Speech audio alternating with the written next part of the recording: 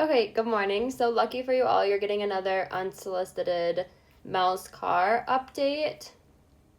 So my insurance rep called me yesterday and let me know that my car was appraised and it is not enough to pay off my loan. So I'm gonna have to fork over money to pay off my loan.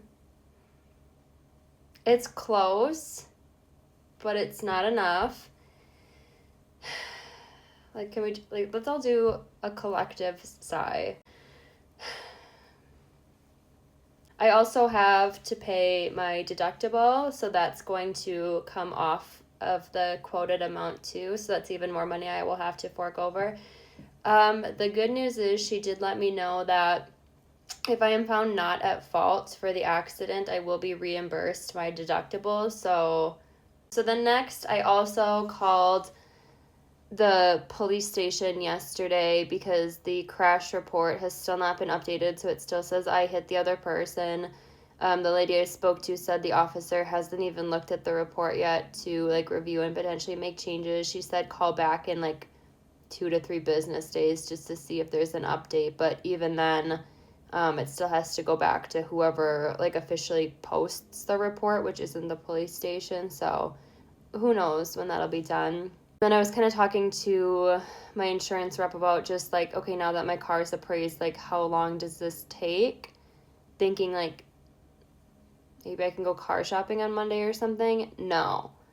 So she let me know that the bank has to send, I don't know what this is, some letter. They have to fax over a letter to my insurance, and then my insurance can cut a check and pay my loan. And the bank said that it takes 7 to 10 business days to fax this letter. 7 to 10 business days to fax a letter? Why is everyone making this so much more difficult than it needs to be? 7 to 10 business days to fax a letter, and then my insurance still has to write the check then and send it. And then I did ask the bank who has my loan, so then once you have the money, how soon can you process it toward my loan? And they did let me know that they do that within 1 business day, so I guess that's a win, but we're still probably looking at 10 to probably 14 days out at that point. So maybe I'll have a car by February.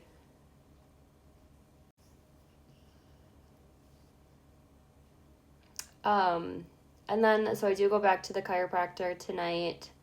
I have to go in 3 times weekly for the foreseeable future. My chiropractor told me just my muscles and body are a lot worse off than I was even thinking, because I wasn't even gonna go in because it was getting better. I was just feeling a little bit of discomfort still that wasn't really going away, so I just figured, okay, I might as well go get checked out just in case. And yeah, he could barely adjust me when I went in on Monday, so I'll be going in quite a bit just to get everything figured out. It was mostly my neck, and then kind of my muscle up by my shoulders, and then he was finding a couple spots down my spine that were really bad, so we'll be working on that for a while. Shout out to Brady, who literally has to chauffeur me to the chiropractor and back 3 times a week until I can get a car. I will put in this video though, so I drove a Ford Escape. I had a Ford Escape and I really liked it. I didn't have a single problem with this vehicle, I liked it. It was a problem-free vehicle in the year and 4 months I had it. Drove really well, got fine gas mileage. The one thing with it though was it had not a small back seat and small trunk, but smaller. So when you put grown adults in the back seat, it can get a little cozy. So I always said my next vehicle, I'd want something with just a little bit more room. Granted, that said, I am not opposed to getting another Ford Escape because like I said, I had no problems with it. I know the vehicle. That was what, I was going to drive for the next 5-6 years until my loan was paid off, and then, until I decided what I wanted next. But putting it out there, if anybody has an SUV that they really like, just durability, cost is a factor because I am going to have to pay for this like this is coming out of my savings, so cost is a factor.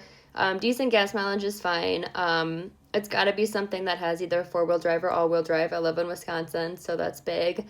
But yeah, I want something that's going to last. This is my second vehicle now in 2 years, so I don't want something that, has engine problems or something that's known to break down after you put 50,000 miles on it. So let me know your suggestions. I've kind of been looking at like Ford SUVs, Chevy.